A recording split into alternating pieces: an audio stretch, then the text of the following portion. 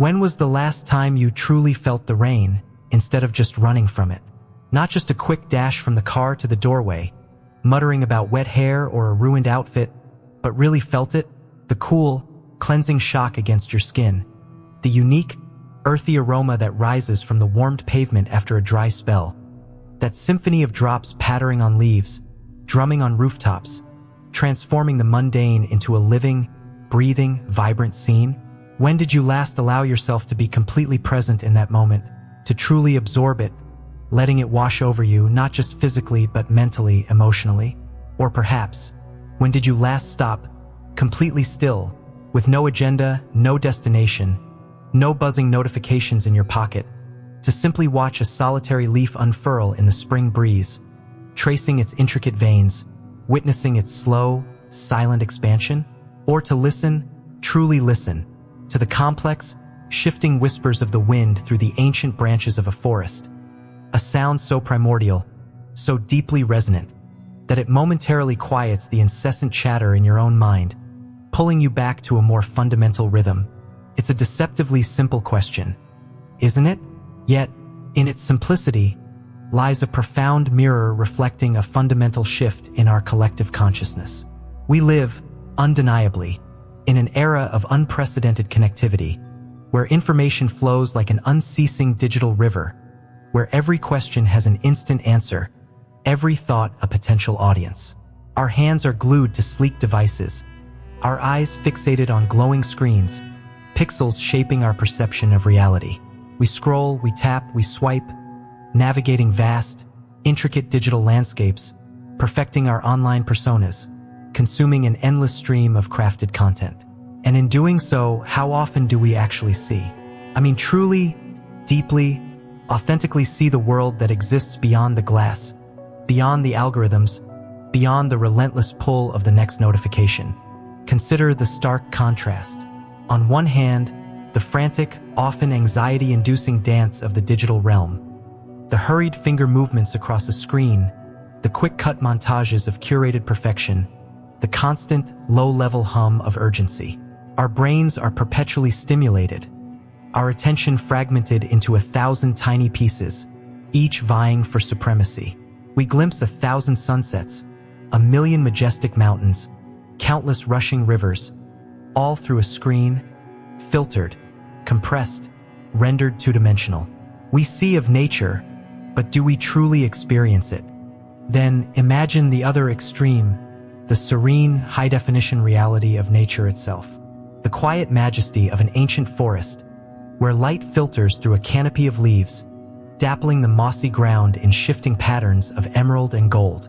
The sheer, untamed power of an ocean wave crashing against the shore, its roar echoing through your very bones. The salty spray a tangible kiss on your face. The profound stillness of a desert night, where the stars blaze with an intensity that steals your breath and expands your sense of self to cosmic proportions. These aren't just pretty pictures. These are multi-sensory experiences, rich with texture, scent, sound, and a visceral sense of timelessness. They offer not a distraction, but a grounding, an invitation to presence. Our modern lives, for all their incredible conveniences and instantaneous connections, have inadvertently erected invisible walls, thin but effective barriers, between ourselves and the most fundamental, most profound source of wonder, wisdom, and rejuvenation we possess, nature itself. We have become spectators rather than participants in the grand unfolding of life on Earth. We often find ourselves yearning for something we can't quite articulate, a subtle ache for a deeper connection, a longing for a sense of belonging that feels increasingly elusive in our engineered environments. It's a narrative of growth and decay, of silence and symphony, of intricate balance and breathtaking chaos that plays out right outside our windows, just beyond the glow of our devices. It's the original story, unfolding ceaselessly, waiting for us to rejoin it. But how do we re-engage? How do we dismantle these unseen barriers and rediscover that primal, intuitive connection that seems to have faded into the background noise of our hyper-connected existence? How do we move beyond merely looking to truly see? That's precisely what we're going to explore together today.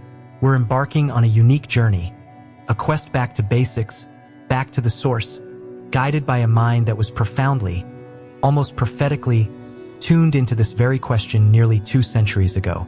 We're going to dive into the timeless, incandescent wisdom contained within Ralph Waldo Emerson's seminal work, Nature.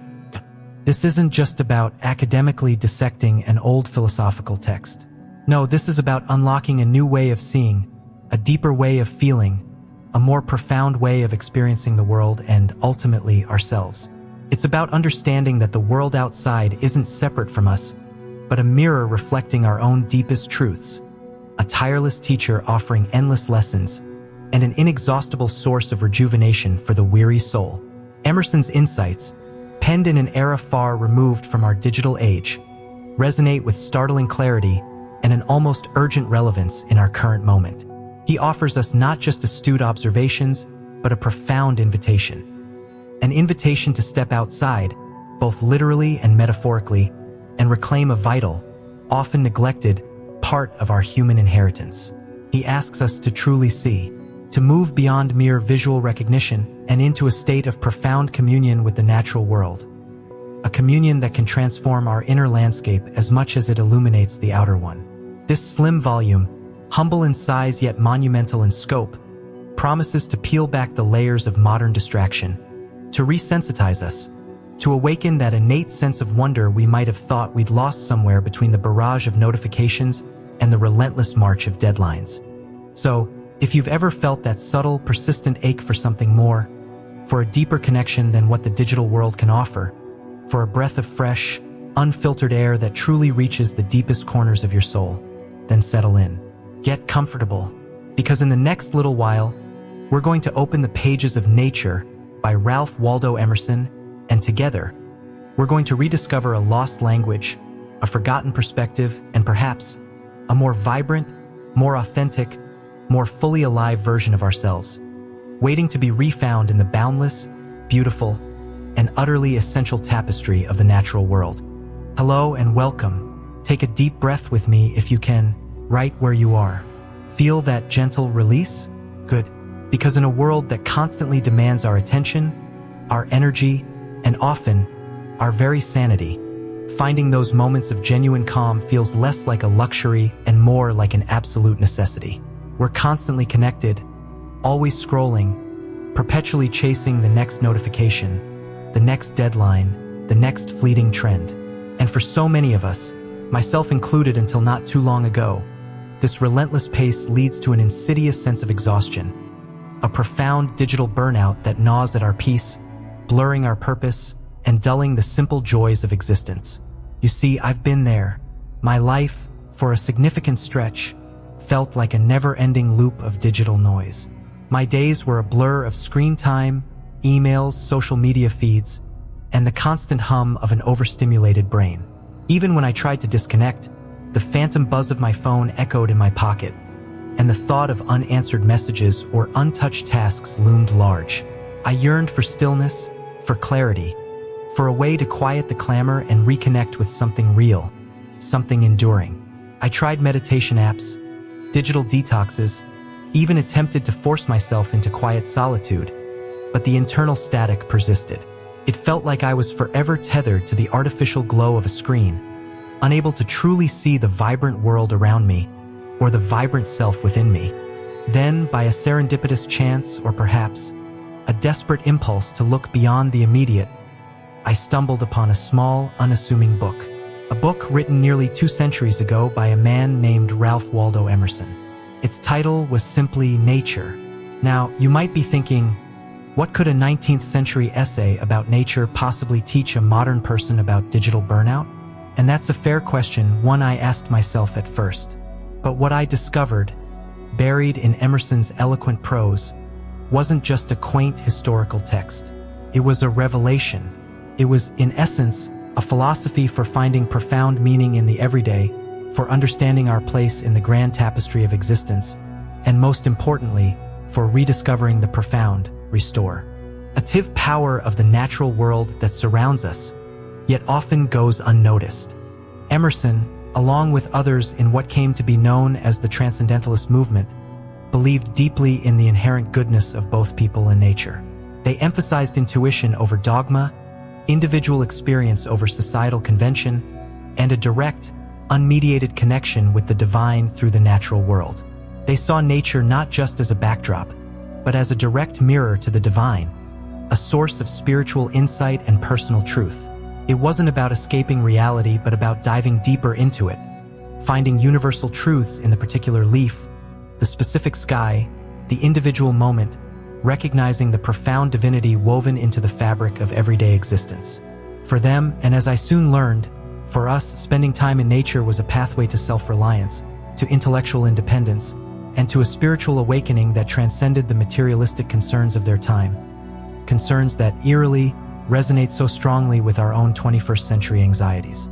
Emerson's Nature provided a framework, a new way of seeing, that helped me finally break free from the cycle of mental exhaustion and find genuine stillness and clarity, not by trying to shut out the world, but by opening myself fully to a different kind of world, the outdoors.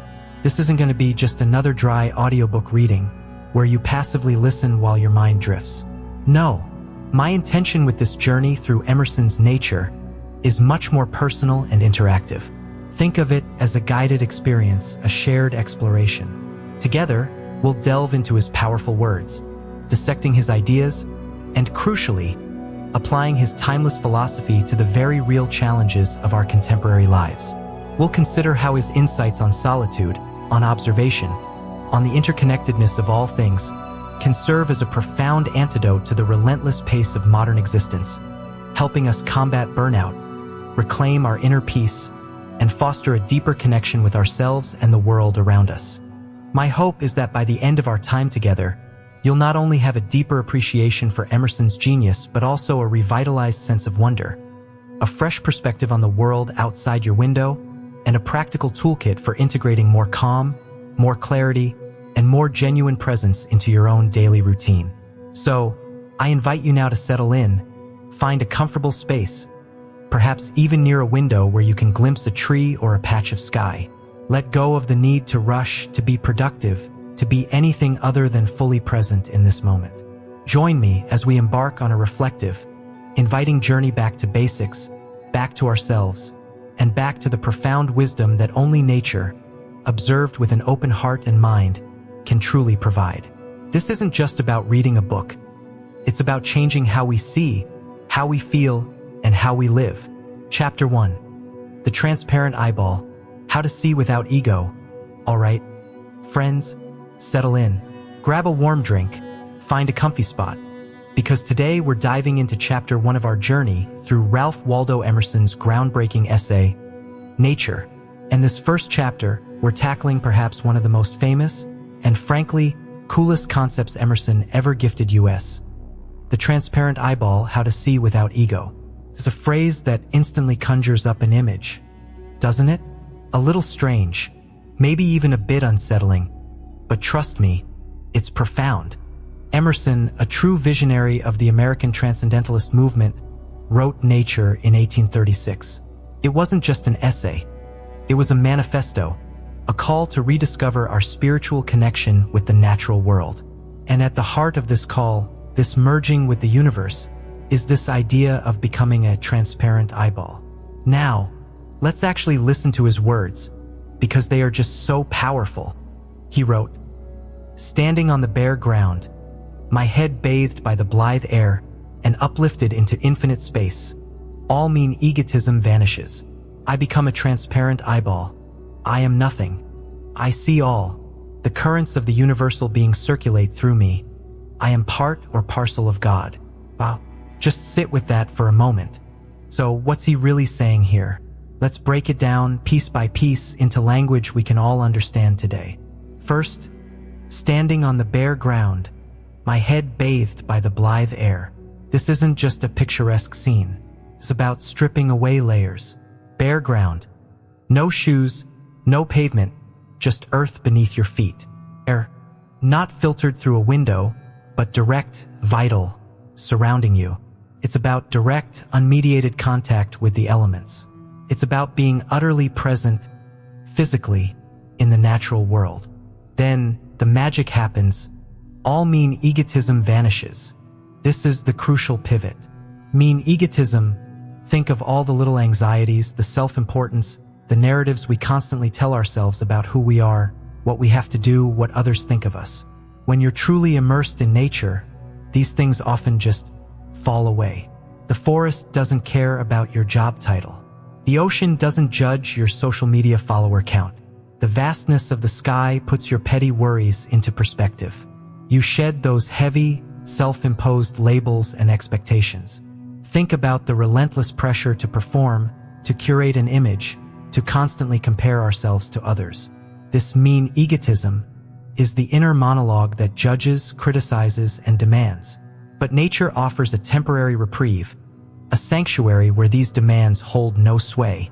It's an invitation to just be. And once that egotism vanishes, you become a transparent eyeball. Now, this is not literal, of course. He doesn't mean you turn into a giant floating eye. What he means is that you stop being the eye that constantly filters, judges, and interprets everything through your personal history, your desires, your fears. You become a pure vessel for perception. You're no longer you looking at the world. You are simply the seeing. The barrier between observer and observed dissolves. You see, not with judgment or attachment, but with pure reception, like a clean pane of glass allowing light to pass through without distortion. It sounds simple, but it's profoundly challenging in our ego-driven world. Yet, it's in this state of pure observation that we truly experience rather than just process. We move from an analytical, separate understanding to an intuitive, interconnected knowing. This is why he follows with, I am nothing, I see all. A beautiful paradox, isn't it? By becoming nothing, by letting go of that ego-driven self, you open yourself up to everything. You're not imposing your preconceived notions onto nature. You're letting nature flow through you. You become a conduit. The currents of the universal being circulate through me. I am part or parcel of God. This speaks to a profound interconnectedness, a feeling of merging with something infinitely larger and more fundamental than your individual self. It's a spiritual experience, regardless of your personal beliefs, of dissolving into the greater whole. It's recognizing that you are not separate from nature, but an integral part of it, just like the trees, the rivers, the wind. This isn't about losing yourself, but about finding a larger, more authentic self, one that is deeply woven into the fabric of existence. Now, doesn't this sound incredibly familiar to some of the modern practices we talk about today? Emerson, writing almost 2 centuries ago, was essentially describing what we now call mindfulness. It's about being fully present, in the moment without judgment. When you practice mindfulness, you're trying to observe your thoughts, your sensations, the world around you, without getting caught up in the narrative, without letting your egotism take over. You're trying to achieve a state of pure, unfiltered awareness, much like Emerson's transparent eyeball. Both aim to quiet the relentless chatter of the mind and bring us into direct contact with reality, allowing us to perceive the world as it is, rather than as we think it should be or as our ego demands it to be. The freedom that comes with this unburdened perception is truly remarkable. Think about it. When you're truly lost in the beauty of a sunset or mesmerized by the intricate details of a spiderweb glistening with dew, for those brief moments, your phone, your to-do list, your worries about tomorrow, they all fade into the background. You're just there, perceiving. That's the transparent eyeball at work. It's about stripping away the noise, both external and internal, and returning to a state of primal, unadulterated presence. And this isn't just about big, grand natural landscapes. You can find this state of transparent perception anywhere. Look at a single leaf, really look at it. The veins, the texture, the way the light catches it. For a moment, just let yourself dissolve and simply be the act of seeing the leaf. The worries, the thoughts, they might try to creep back in, but the practice is to gently let them pass and return to pure observation. So what if we tried something together right now? This isn't just an abstract concept. It's a living, breathing possibility. And the best way to understand it is to feel it, even if just for a moment. I invite you to take a moment with me. If you're able, find a comfortable position. You can close your eyes or just soften your gaze if you prefer. Just take a deep breath in and let it out slowly. Feel your body, feel the chair beneath you, or the ground you're standing on. Take another deep breath, filling your lungs completely, and as you exhale, imagine all your worries, all your anxieties, all the little thoughts buzzing around your head. Imagine them flowing out of you, like water draining from a vessel, or smoke dissipating into the air. Imagine them flowing out through your fingertips, out through your toes, escaping through the top of your head, leaving you lighter, clearer. Feel yourself becoming spacious, hollow, like a perfectly clean, empty glass. No smudges, no fingerprints, no distortions. Just pure, clear glass. And in that state of clarity, simply rest. Let any sounds around you just be sounds, without judgment. Let any sensations just be sensations. You are simply a vessel, clear and open, ready to receive. You are pure perception. Just for a few moments, be the transparent eyeball.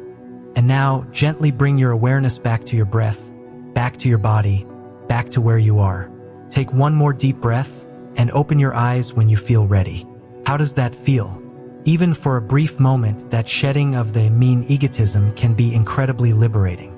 It's a taste of what Emerson was pointing towards, the profound peace and clarity that comes when we step out of our own way and simply allow ourselves to be part of the flow. It's not about escaping the world, but about engaging with it more deeply, more authentically.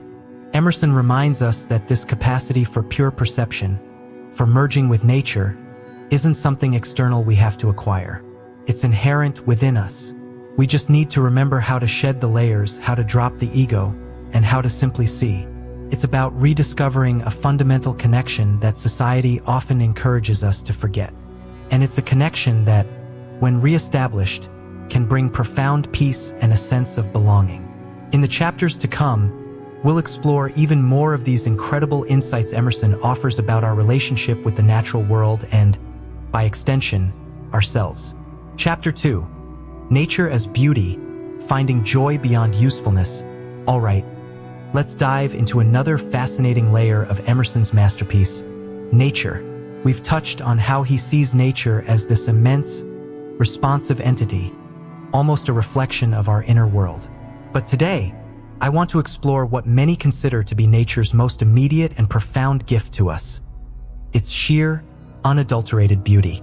This is Chapter 2, and we're calling it Nature as Beauty, Finding Joy Beyond Usefulness. It's an easy trap to fall into, isn't it? To look at the natural world and immediately start categorizing it, weighing its practical value. We see a forest and think of timber, a river and envision hydroelectric power, a vast field and calculate its agricultural yield. Our modern minds, trained in efficiency and utility, are often quick to ask, what can this do for me? What resource can I extract? How can it serve a practical purpose? This is what Emerson would call nature's commodity, its tangible material usefulness. And there's nothing inherently wrong with that perspective. Nature certainly provides us with the fundamental necessities of life. But Emerson invites us, urges us even, to shift our gaze beyond the merely practical, to cultivate a different kind of seeing. He wants us to look at that same forest and not just see lumber, but to lose ourselves in the intricate tapestry of light filtering through the leaves, the countless shades of green, the delicate dance of a butterfly, the silent majesty of an ancient tree. He wants us to perceive the river not just as a source of energy, but as a shimmering, ever-changing ribbon of liquid light, reflecting the vastness of the sky above, carving its timeless path through the landscape. He asks us to see nature, above all else, as a magnificent work of art, a living, breathing masterpiece unfolding around us at every moment. Not created for our use, he suggests, but for our profound admiration. And why is this shift in perspective so utterly crucial? Because when we learn to appreciate beauty for its own sake, when we can simply be with it, something truly profound begins to happen within us. It's like a deep, cleansing breath for the soul, a moment of pure restoration. Think about it for a moment. When was the last time you were truly captivated by a sunset, its vibrant hues bleeding across the horizon, or the perfect, intricate symmetry of a snowflake melting on your glove, or the simple, stunning elegance of a single dewdrop clinging to a spiderweb? In those fleeting moments, Are you dwelling on your endless to-do list? Are your anxieties and worries at the forefront of your mind? Likely not. You are simply present, utterly, beautifully present. This kind of pure, unburdened appreciation for beauty is an incredibly powerful force. It calms the relentless chatter in our minds, it quiets the noise, and it reminds us of something far larger and more enduring than our immediate concerns. And in a wonderfully unexpected way, it often sparks our own creativity. It's as if nature, in its silent grandeur, whispers new ideas, new perspectives, new forms of expression directly into our consciousness. Artists, writers, musicians, innovators of all kinds have long drawn their deepest inspiration from simply observing and absorbing the world around them, not because they are looking for a blueprint, but because they are open to its inherent beauty. It allows us to step outside of ourselves, to transcend the mundane, and to feel a deeper connection to the very fabric of existence. It's a spiritual nourishment that utilitarianism simply cannot provide. What I find truly revolutionary, truly democratic about Emerson's idea here is that this profound gift of beauty isn't exclusive. It's not something you need immense wealth to acquire, or a specific social status to appreciate, or to travel halfway across the world to experience. Nature's beauty is everywhere, accessible to everyone, regardless of their circumstances. You don't need a ticket to an art gallery to witness the intricate, breathtaking pattern on a fallen leaf lying on your sidewalk, or to observe the way a cloud reshapes itself in slow motion against a brilliant blue sky, or to marvel at the simple, defiant bloom of a dandelion pushing its way through a crack in the pavement. The grandeur of a soaring mountain peak is no more inherently beautiful than the delicate veins of a tiny insect's wing, if only we choose to truly see it.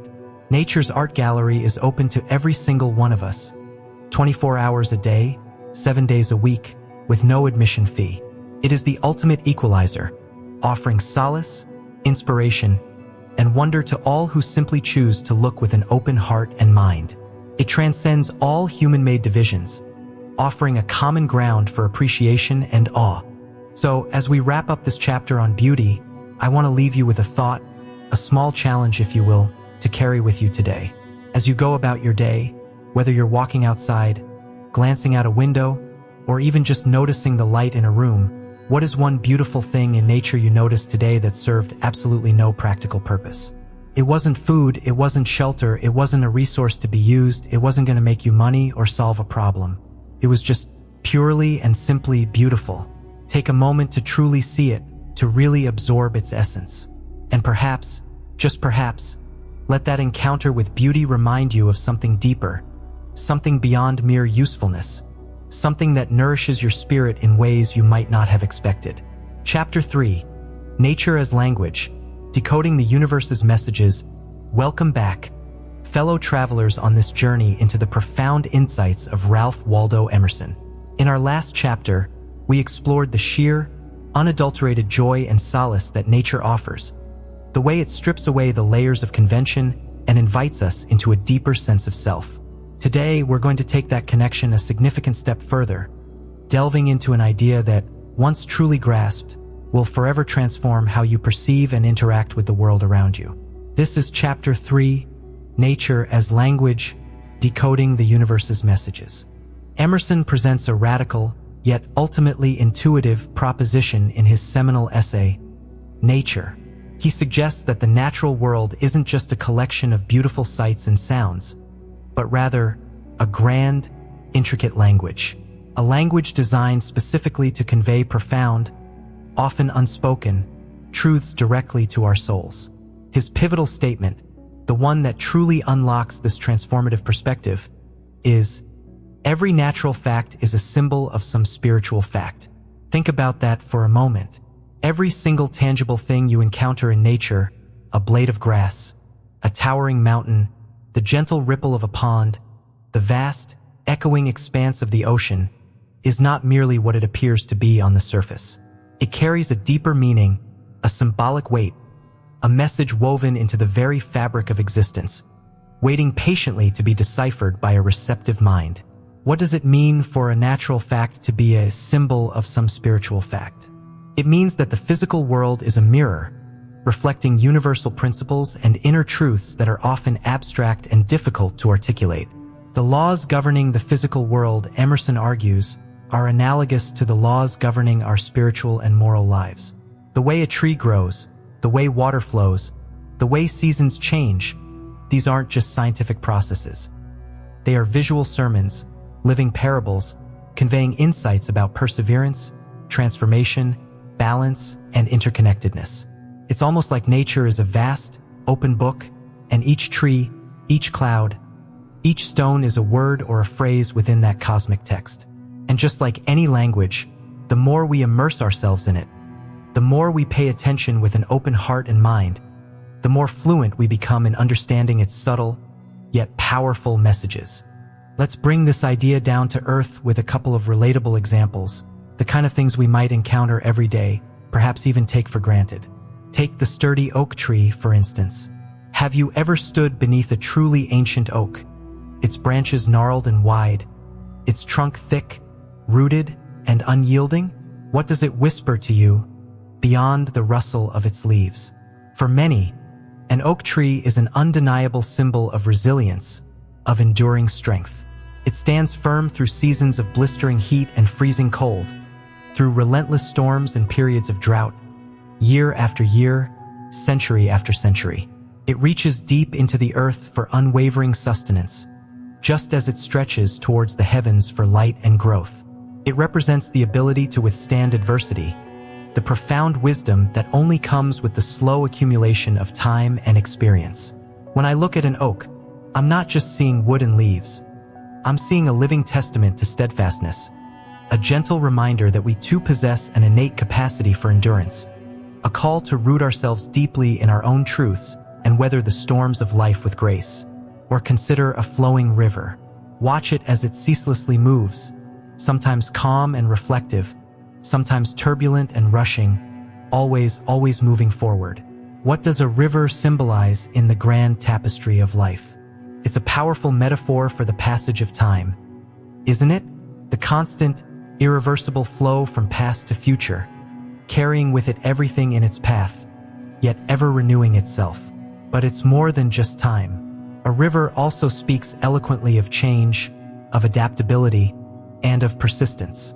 It carved its own unique path, navigating around and through obstacles, shaping the very landscape around it, yet always retaining its fundamental essence as water seeking the lowest point.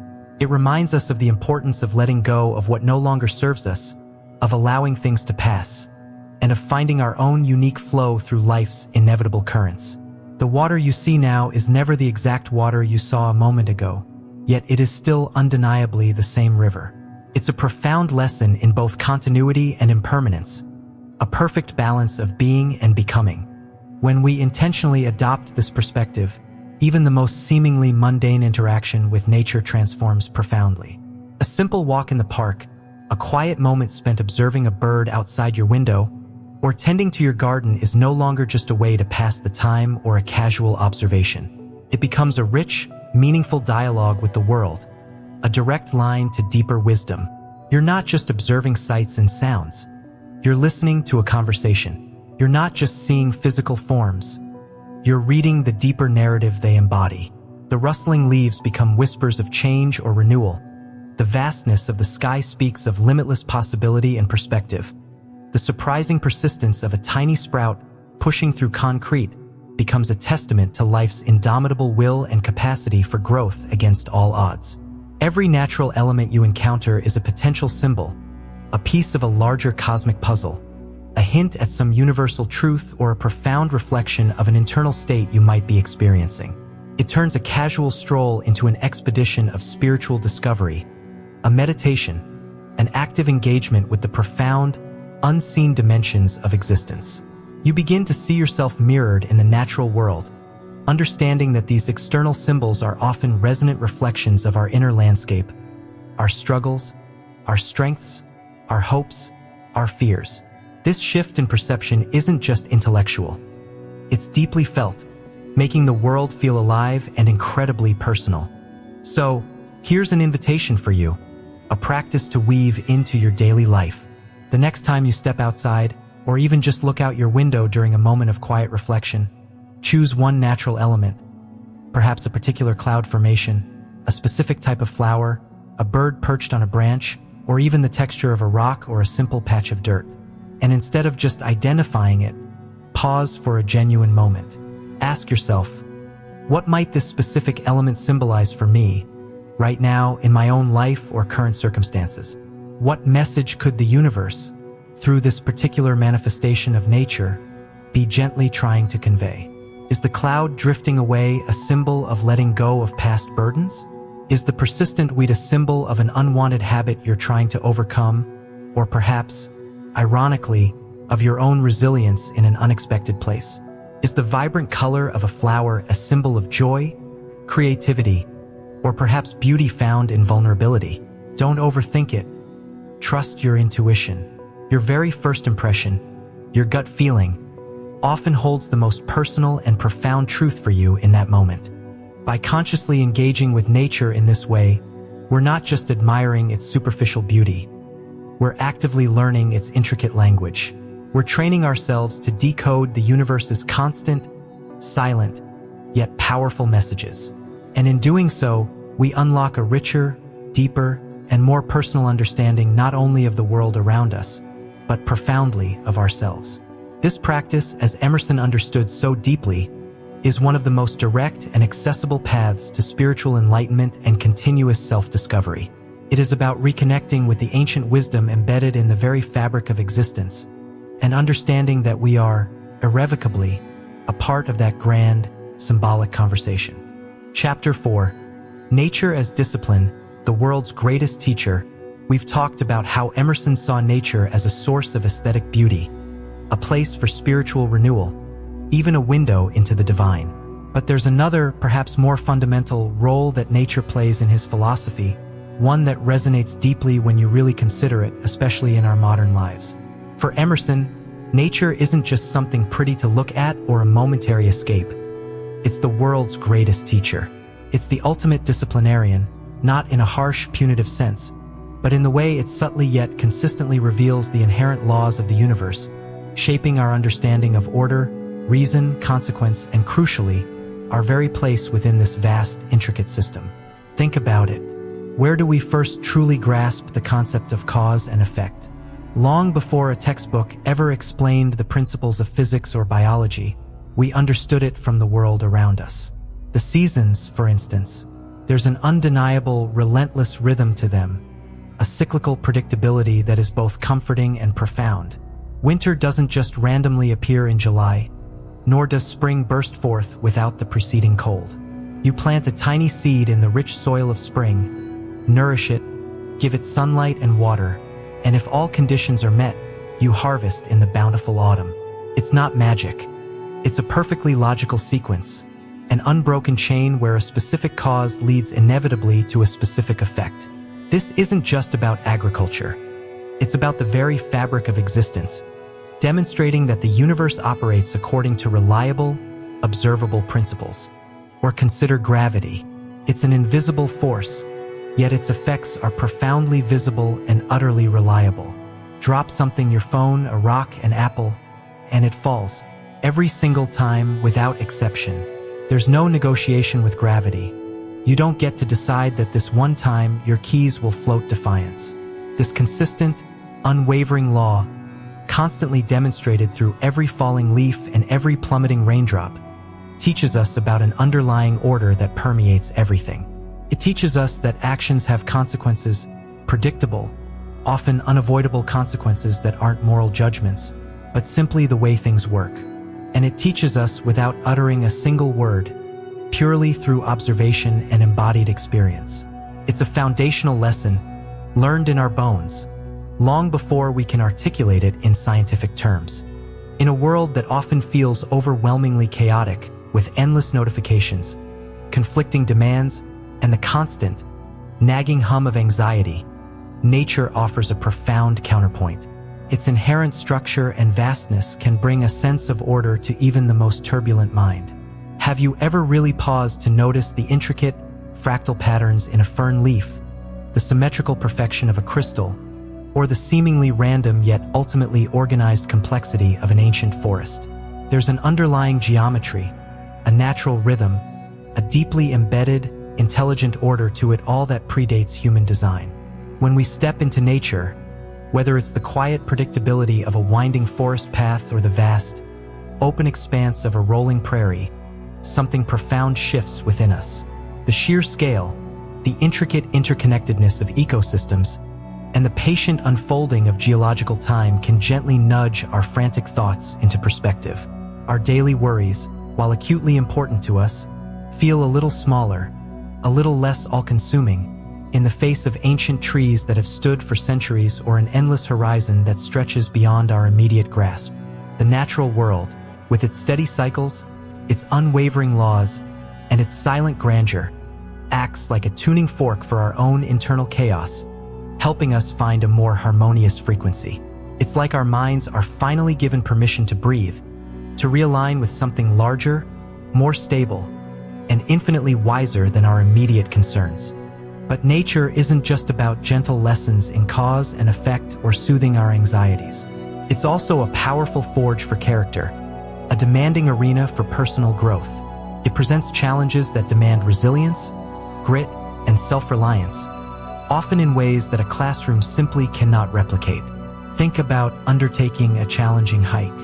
It's not just a casual walk, it's an endurance test.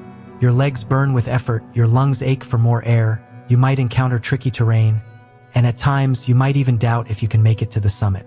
But you keep going. You learn perseverance not by passively reading about it in a self-help book, but by placing one foot in front of the other, by pushing past discomfort, by trusting your own inner resilience and the wisdom of your body. And the reward, that breathtaking, panoramic view from the very top, is more than just scenery. It's the profound satisfaction of having overcome a tangible challenge, an undeniable demonstration of your own strength and determination. Or consider standing witness to a storm. There's nothing quite like feeling the raw, untamed power of nature during a fierce thunderstorm, watching lightning crackle across a bruised sky, or experiencing the relentless force of ocean waves crashing against a rugged shoreline. It's utterly humbling. It teaches us respect for forces far greater than ourselves, forces we cannot control, only adapt to and survive. It strips away any illusion of human dominion and reminds us of our true place, a small, vulnerable, yet intrinsically connected part of a much larger, more powerful, and often indifferent system. These aren't lessons you passively absorb from a lecture.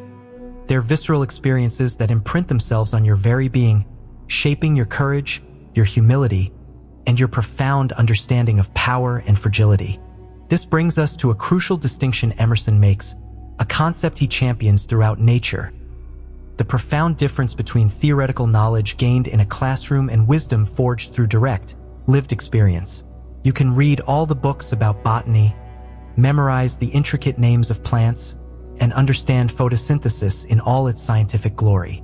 But to actually plant a tiny seed, carefully tend it day by day, watch it sprout, struggle against pests or drought, and finally bloom, that's a different kind of learning entirely. That's feeling the rich soil between your fingers, observing the subtle changes and daily miracles, understanding the delicate balance required for life to not just exist, but thrive. Nature, in this sense, is the ultimate hands-on curriculum. Its most vital lessons aren't conveyed through abstract lectures or neatly organized textbooks. They're absorbed through every one of your senses, through physical exertion, through quiet, patient observation, through moments of profound awe and moments of deep struggle. It demands your full presence, your unwavering attention. It asks you to step outside your comfortable zone, to open your eyes wide and your ears to the rustling leaves, to feel the sun's warmth, the wind's embrace, the invigorating cold of the rain. And in doing so, it teaches you not just about the external world in all its grandeur and detail, but profoundly about yourself. How to be observant, how to adapt, how to be resilient, how to find peace in stillness. It teaches you the silent language of the universe, a language far older, more authentic, and more profound than any spoken tongue. So, for Emerson, nature isn't just a picturesque backdrop for our lives. It's an active, omnipresent participant in our education, a patient and powerful mentor. It teaches us the universal laws that govern existence, and through those laws, it teaches us about ourselves, our capabilities, and our limitations. It's a constant reminder that we are part of something vast and interconnected, governed by rhythms and principles that offer both profound solace and necessary challenge. The greatest classroom, perhaps, isn't found within four walls, filled with desks and whiteboards, but wherever the sky meets the earth, wherever a tree stands tall, or a river finds its inexorable way to the sea. All we have to do is show up, pay attention with an open heart and mind, and let the world's greatest teacher do its timeless, transformative work. It's in this profound interaction, this continuous, living dialogue with the natural world, that we truly begin to understand what it means to be alive and what it means to be fully human. Chapter 5. Nature as Ideal, Shaping Your Reality. Welcome back, fellow seekers of insight. So far in our journey through Emerson's foundational essay, Nature, we've explored how the natural world provides us with practical commodities, with aesthetic beauty, and even serves as a profound language, a kind of divine hieroglyphics waiting to be deciphered. We've touched upon the idea that there's more to a sunset than just photons hitting our retina, more to a tree than just wood and leaves. But now, in this 5th chapter, we're going to dive into what I consider to be one of the most powerful and personally transformative ideas Emerson presents, the philosophical concept of idealism. Don't let the big words scare you. At its heart, idealism, as Emerson uses it, is beautifully simple. It boils down to this: the world you see is a reflection of the person you are. Or, to put it another way, your inner state, your spirit, your thoughts, your emotions, your entire perception, actively shapes your experience of the external natural world. It's not just that nature is something. It's that nature becomes something through your perception of it. Think about it. We've all had those days, haven't we? Imagine a typical rainy afternoon. For some, it might be the epitome of gloom and misery. The sky is gray. The drops are relentless. The puddles inconvenient. It feels oppressive, dreary. A day best spent under the covers, waiting for it to end. The very air seems heavy with melancholy. For others, however, that exact same rainy afternoon can be an invitation. It's cozy, a perfect excuse to curl up with a book and a warm drink. The sound of the rain against the window pane isn't a drone, but a comforting rhythm. The misty landscape outside isn't depressing. It's atmospheric, serene, perhaps even inspiring a quiet contemplation. The air smells fresh and clean. What's changed in these two scenarios? Has the rain itself altered its chemical composition? Has the force of gravity suddenly decided to make one person feel happy and another sad? Of course not. The rain is just rain. What has fundamentally shifted is the internal landscape of the observer. Our mood, our predispositions, our current state of mind, these act as powerful filters, coloring and shaping the reality we perceive. The external world remains, in essence, the same, but our subjective experience of it is radically different. Emerson took this observation and elevated it to a core tenet of his philosophy. He believed that if our inner state so profoundly influences our outer reality, then we possess an incredible power. His contention was that by cultivating what he called a noble spirit, by striving for integrity, honesty, kindness, wisdom, and a genuine pursuit of truth, we could unlock a deeper, richer appreciation of the world around us. It's not about putting on a happy face and pretending everything's wonderful when it's not. It's about a genuine internal alignment, a purification of purpose and perception. When you cultivate this noble spirit, Emerson argued, you begin to see beauty and meaning everywhere. The seemingly mundane becomes magnificent. A crack in the pavement might reveal a resilient weed pushing through, a tiny testament to life's tenacity. A dying leaf in autumn isn't just decay. It's a vibrant, final flourish of color, a poignant reminder of cycles and impermanence. The bustling chaos of a city street isn't just noise and crowds. It's a tapestry of human endeavor, a symphony of millions of individual stories unfolding. You don't need grand vistas or dramatic landscapes to be moved. The smallest detail can hold profound significance. Your spirit, being attuned, seeks and finds the divine spark in all things. This isn't some outdated 19th century mystical belief. It's strikingly relevant to modern psychology and personal development. Think about the contemporary emphasis on mindset, reframing, or the power of perspective. These are direct echoes of Emerson's idealism. Cognitive behavioral therapy, for example, often works by helping individuals identify and challenge negative thought patterns, effectively changing their internal lens to alter their emotional and behavioral responses to external events. It's the idea that while you can't always control what happens to you, you absolutely have agency over how you perceive and respond to it. Emerson's message here is an empowering one. You are not a passive recipient of reality. You are an active co-creator.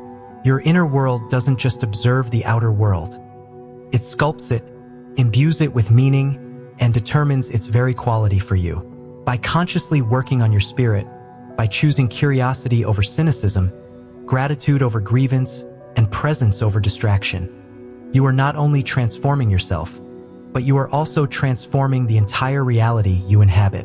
Nature, in this view, becomes not just a backdrop, but a dynamic, responsive canvas reflecting the richness and depth of your own soul. It beckons us to look inward as much as outward, to understand that the greatest vistas often begin in the heart. Chapter 6, Prospects, Build Your Own World. We've journeyed quite a distance through Emerson's Nature, exploring its layers, its profound observations, and its often startling beauty. But as we arrive at its conclusion, the Prospects chapter, Emerson doesn't merely tie up loose ends. Instead, he unleashes a final, thunderous call to action, a challenge that's as relevant today as it was in 1836. This isn't just about admiring nature. It's about transforming our lives, about building our own world. Throughout the book, Emerson has been subtly, and sometimes not so subtly, chipping away at our reliance on what he calls second-hand knowledge. He questions why we, as human beings endowed with magnificent intellect and spirit, should continually look backward. Why should we, he asks, grope among the dry bones of the past or settle for the sepulchres of the fathers? Think about that imagery for a moment. Dry bones, sepulchres. He's painting a picture of something lifeless, something that belongs in the past, not something vibrant and living that should guide our present. He's not dismissing history or the wisdom of past generations entirely. That would be absurd.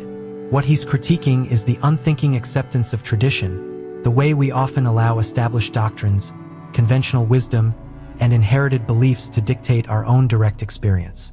We're taught to read ancient texts to understand what Plato said, what Jesus taught, what great philosophers deduced, and then we're often implicitly encouraged to simply agree and adopt those frameworks. But Emerson challenges us. Why should our relationship with the universe be mediated by someone else's experience, however brilliant? Why should we borrow our eyes from the past when we have our own? This critique culminates in one of Emerson's most electrifying demands. Build, therefore, your own world. It's a statement that might initially sound daunting, even arrogant. What does he mean, build our own world? Is he suggesting we literally reshape the physical earth? No, not exactly. He's talking about our internal world, our perception, our understanding, our reality. He means forging a direct, unmediated, original relationship with the universe, with truth, with God, with beauty. It means daring to see with our own eyes, to think with our own minds, to feel with our own hearts, and to articulate our own original insights. This isn't about isolation. It's about authenticity. It's about recognizing that each of us is a unique channel through which the divine intelligence, the oversoul, can express itself. If we're constantly echoing others, if we're always relying on secondhand accounts of reality, we're essentially plugging that channel, preventing our own unique light from shining through.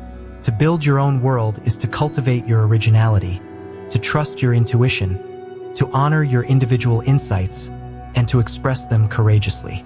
It's an invitation to become a creator of your own experience, rather than merely a consumer of inherited wisdom. And here's where nature, the very subject of this book, plays its crucial role. Connecting with nature isn't an escape from the complexities and challenges of human life and society. On the contrary, it is the fundamental wellspring from which we draw the strength, clarity, and inspiration necessary to engage with and improve our lives and society. When you step into the woods, when you gaze at the stars, when you feel the wind on your face, you're not running away from your problems. You are, in fact, stepping into a direct, unmediated encounter with primal reality. This encounter strips away the artifice, the societal pressures, the noise.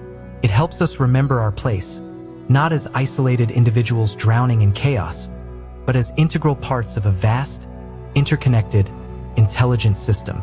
This clarity, this sense of belonging, this renewal of spirit, this is the strength Emerson talks about. This is what allows us to return to our daily lives with renewed purpose, with a clearer vision of what needs to be done, and with the courage to do it. It's through this direct experience with nature that we gather the materials, the inspiration, the insights to truly build our own world. A world of authenticity, integrity, and proactive engagement. This isn't about escaping to a cabin in the woods and never returning. It's about the deep work that happens when we allow ourselves to be profoundly present in nature, work that translates into a more vibrant, more thoughtful, more original approach to everything we do. It's about building stronger relationships, more innovative solutions, more compassionate communities, precisely because we are operating from a place of direct, unadulterated truth and insight, rather than from borrowed opinions or tired traditions. So where do we go from here? Emerson's final message isn't a passive philosophical conclusion. It's a dynamic, even revolutionary, call to action. It's a challenge to reclaim our inherent power as creators, as perceivers, as original thinkers. It asks us to look at the world around us, and more importantly, within us, with fresh eyes and an open heart. This shift, from relying on others' visions to forging our own, moves us beyond the purely philosophical and into the realm of the practical. It demands a concrete plan for how we can integrate these profound insights into our everyday existence. It's time to move from understanding to doing. And that, my friends, is exactly what we'll explore next. Alright, so we've delved deep into Ralph Waldo Emerson's Nature, exploring the profound ideas of self-reliance, the interconnectedness of humanity and the natural world, and that incredible concept of the transparent eyeball. We've talked about how nature can be a mirror, a teacher, a source of spiritual insight. But, as I always say, understanding a concept is one thing, truly experiencing it is another entirely. That's why I've put together something I'm calling your 7-Day Reconnection Challenge. This isn't about grand gestures or packing a backpack for an epic wilderness trek, though that's wonderful too. This is about integrating Emerson's wisdom into your daily life in small, tangible ways, right where you are. It's about cultivating a deeper awareness, a more profound sense of presence, and ultimately, a richer connection with the world around you. Are you ready to truly feel it? Let's dive in. Days 1 and 2. The sensory walk. For the first 2 days, we're going to slow down and sharpen our senses. It's surprisingly harder than it sounds in our perpetually distracted world. On day 1, I want you to step outside for just 15 minutes. Find a quiet spot, your backyard, a local park, even just sitting by an open window. For these 15 minutes, your sole focus is on what you can hear. Close your eyes if it helps. Listen to the birdsong, the rustle of leaves, the distant hum of traffic, the subtle sound of your own breathing. Don't label or judge, just listen. Let the sounds wash over you. No headphones, no podcasts, just pure auditory immersion. Then, on day 2, you'll repeat the 15-minute outdoor session, but this time, your focus is entirely on what you can feel. The sun on your skin, the breeze gently caressing your face, the texture of the ground beneath your feet, perhaps the coolness of a stone you pick up, or the softness of a blade of grass. What sensations are present? How does the air feel as you inhale and exhale? This practice helps ground us, bringing us immediately into the present moment and into direct contact with nature's subtle energies. Days 3 and 4, find your symbol. Now, we're going to explore how nature can serve as a personal mirror. On day 3, I'd like you to go outside and intentionally look for a natural object that catches your eye. It could be a unique leaf, a smooth pebble, a fallen feather, a twisted twig, anything that resonates with you. Pick it up, bring it inside, or simply sit with it. Then, Spend 5 minutes journaling about what this object might represent to you. Don't overthink it. What's the first symbolic meaning that comes to mind?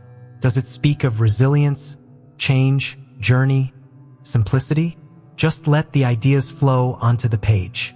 For day 4, revisit your chosen symbol and your journal entry. Take a few moments to reflect on it.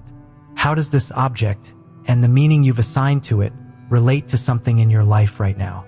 Perhaps it's a challenge you're facing, an aspiration you hold, or a feeling you're grappling with. Nature often gives us metaphors for our own internal landscapes if we only take the time to look. Days 5 and 6, transparent eyeball moment. This is where we really lean into Emerson's most famous concept. On day 5, find a natural spot where you can sit undisturbed for 10 minutes. Again, this could be your garden, a park bench, or even just looking out your window at a tree. Your mission is to simply observe without judgment. This is your transparent eyeball moment. Try to see the world as if for the very first time. Don't name things, don't analyze, don't tell yourself stories about what you're seeing. Just let your perception be open and unfiltered. What happens when you try to dissolve yourself and simply be with what is? Then, on day 6, I encourage you to repeat this exercise, perhaps extending it to 15 minutes if you feel comfortable. Notice the subtle shifts. Does your mind wander less? Do you feel a deeper sense of connection? A less defined boundary between yourself and the natural scene before you? This practice helps us shed our usual mental filters and experience a more direct, unmediated connection to existence. Day 7. Reflect and integrate. Finally, on day 7, take some dedicated time to reflect on your entire week's journey. Perhaps grab a cup of your favorite tea, find a quiet spot, and just think back over the sensory walks, the symbols you found, and your transparent eyeball moments. What did you notice? What felt different? Then, take a moment to write down one specific way your perception of the world has shifted this week. It could be big, it could be small, but what's one new insight or feeling you've gained? And crucially, how can you carry this newfound perspective forward into your everyday life? How can you integrate these small acts of reconnection into your routine? This isn't just a challenge for a week. It's an invitation to cultivate a lifelong practice of presence and connection. I genuinely believe that even these small, consistent efforts can dramatically alter our relationship with ourselves and with the world around us, just as Emerson envisioned. I'd love to hear about your experiences, your breakthroughs, and perhaps even your struggles in the comments below. Let's share and learn from each other. Alright, we've journeyed deep into the woods with Emerson, explored his revolutionary ideas, and maybe, just maybe, shifted our own perspectives a little. If you've stuck with me this far, you've absorbed a lot. Now, as promised, let's distill all of that down, capture the essence of nature. Not just as a book, but as a profound blueprint for a more vibrant, authentic life, into 3 core truths, 3 enduring lessons from the woods that you can carry with you long after this video fades. First truth. See, don't just look. Think about your last walk outside. Were you scrolling through your phone, mentally drafting your grocery list, or lost in the echo chamber of your own thoughts, replaying conversations or future anxieties? Most of us are guilty of this, aren't we? We look at the trees, the sky, the path beneath our feet, the river flowing by, but we don't truly see them. Emerson challenges us to shed this pervasive habit of passive observation, to engage actively and mindfully with the world around us.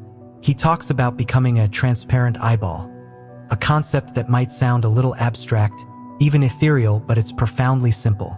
It means stepping outside of yourself, letting go of your preconceived notions, your immediate worries, your self-importance, your ego, really, and just being present. When you truly see, when you allow the world to wash over you without the dense filters of your own judgments or anxieties, something incredible, almost alchemical, happens. Clarity emerges. The world reveals its intricate patterns, its subtle, often overlooked beauty, its profound, undeniable interconnectedness. And in that moment of pure, unadulterated presence, your own small concerns often dissolve, giving way to a sense of expansive wonder and genuine connection. It's not just about appreciating a pretty sunset. It's about dissolving the boundary between yourself and the beauty you behold, finding a deeper, more fundamental truth by simply opening your eyes and your heart fully to what's already there. It's about that moment when the wind rustles through the leaves, and you don't just hear it as background noise, you feel it as an extension of your own breath, a vital part of the greater cosmic symphony. This is where clarity, true understanding, begins to bloom, shedding the layers of ego that obscure our connection to everything. Which brings us seamlessly to our second truth. Nature is a mirror. Once you start seeing, truly seeing, you'll notice something fascinating, almost uncanny. The outside world has a peculiar, undeniable way of reflecting your inner landscape. Emerson knew this intuitively, profoundly. He understood that the genuine joy we find in a sun-drenched meadow, or the profound solace we draw from the quiet, unyielding strength of ancient trees, isn't just about the external beauty presented to us. It's often a deep resonance with something already stirring and vibrant within us. Conversely, have you ever felt a stormy, tumultuous sky mirroring your own internal turmoil, or a desolate, silent winter landscape echoing a feeling of emptiness or deep contemplation? It's not magic. It's a profound, ancient language, metaphor, psychology, spiritual truth all woven into one exquisite tapestry. Nature doesn't just present pretty pictures. It speaks directly to our soul, acting as a direct conduit to our deepest feelings and most fundamental spiritual truths. It holds up a mirror, unflinching and honest, to our own state of being. Are you feeling constricted by the relentless pressures of modern life? Step into a vast, open field. Let the expansive horizon quite literally expand your mental landscape. Are you seeking calm amidst chaos? Listen to the rhythmic, unwavering flow of a river. Its constant motion, a profound lesson in persistence and peace. Are you grappling with a complex, tangled problem that seems impossible to unravel? The intricate, interwoven ecosystem of a forest, where every part supports the whole in a delicate balance, might just offer a new perspective on interdependence and universal order.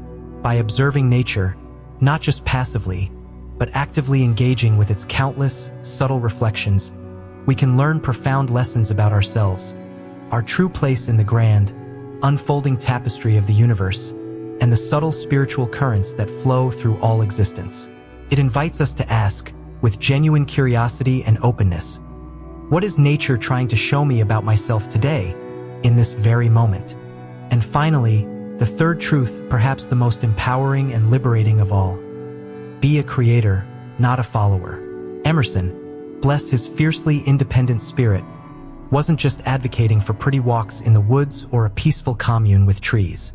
He was calling for nothing less than a revolution of the self, a radical shift in how we approach life. He urged us to move beyond simply inheriting ideas, traditions, or beliefs that don't genuinely resonate with the unique, divine spark within us. He wanted us to forge our own original, unburdened relation to the universe, to look at the world with fresh eyes, unclouded by the past. And how do we do that? Through that direct, unmediated, unfiltered connection with nature. When you see deeply, when you understand that nature mirrors your soul and speaks directly to your inner self, you begin to tap into an inexhaustible wellspring of inspiration, intuition, and authentic self-expression that is uniquely and undeniably yours. You stop anxiously looking for answers in external authorities, in the latest trends, or in tired societal expectations, and instead, you find them bubbling up from within your own experience, guided by the organic, uncorrupted wisdom of the natural world. This isn't necessarily about running off to live in a remote cabin forever, unless that truly calls to the deepest part of you.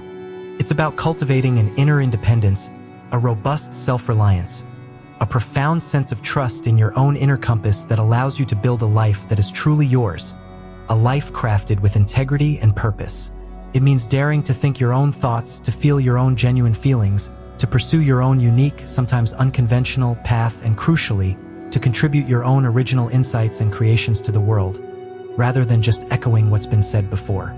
Emerson believed that through this direct, intimate communion with nature, we could become poets, philosophers, visionaries, not by mimicking the greats of the past, but by creating anew, from the ground up, drawing directly from the universal source of all creativity. It's about finding your authentic voice, uncovering your true purpose, and living a life that isn't just an echo in the valley, but an original, vibrant, resonant creation, a masterpiece of your own making. And so, our journey through Ralph Waldo Emerson's profound essay, Nature, draws to a close, at least for this particular exploration. We've spent time together, truly delving into the intricate layers of his thought, moving beyond mere words on a page to contemplate the very essence of our relationship with the natural world, and indeed with ourselves. We've considered the ways in which nature serves as commodity, beauty, language, and discipline, how it profoundly shapes our intellect and our spirit. We've wrestled with the idea of returning to an original relation to the universe, and perhaps, for some of us, glimpsed moments of that transparent eyeball state, where all mean egotism vanishes and we become part or parcel of God. This isn't just a video, it's an invitation to a lived experience. And with that in mind, I'm genuinely curious about your personal reflections. Throughout our discussion, we touched upon a conceptual 7-day challenge, where each day represented a different facet of nature's influence. I'd love to hear from you. Which day of that symbolic challenge was most impactful for you? Was it the day you found solace in nature's beauty? Or perhaps the day you felt nature actively disciplining your mind, teaching you patience and observation? Perhaps it was the day you consciously sought out nature's language, finding deeper meaning in a sunset or the whisper of the wind. Please, take a moment to share your insights in the comments below. Describe not just the day, but what it was about that particular aspect of nature that resonated so deeply with your own spirit and experience. Your reflections enrich this community's understanding and provide invaluable insights for us all as we continue our own individual philosophical explorations. If this journey into Emerson's Nature has, in some small or significant way, helped you feel more connected to the world around you, to the grandeur of the cosmos, or even just to the quiet wisdom found in a solitary tree, then I sincerely ask you to acknowledge that connection by liking this video. That simple gesture helps this timeless wisdom reach more seekers. And if you're eager to continue these deep dives into profound ideas, if you wish to explore more paths to timeless wisdom and personal insight, then I invite you to subscribe to this channel. By doing so, you become part of a growing community dedicated to thoughtful inquiry, to slowing down and truly engaging with the ideas that shape our understanding of existence. Now, as we conclude this particular chapter, it's natural to wonder what lies ahead on this intellectual path. If you found Nature to be a compelling and illuminating work, if its call to individual perception and connection with the divine resonated with you, then I have a strong suspicion you will absolutely love Emerson's seminal essay on self-reliance.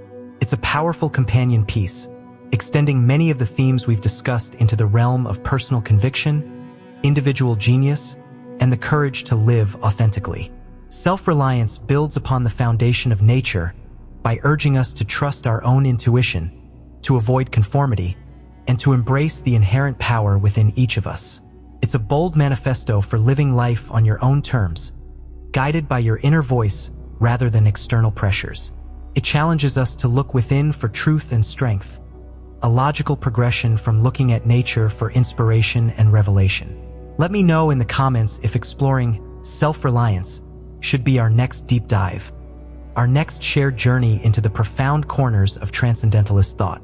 Your input directly shapes the future direction of this channel, and I value your curiosity immensely. As we take our leave of nature, let us carry with us a final thought from Emerson himself, a beacon that lights the path ahead, reminding us of the endless possibilities within and around us. He wrote, "The day is always his, who works in it with serenity and great aims. Let that inspire your own serene and great aims as you continue your unique and beautiful journey."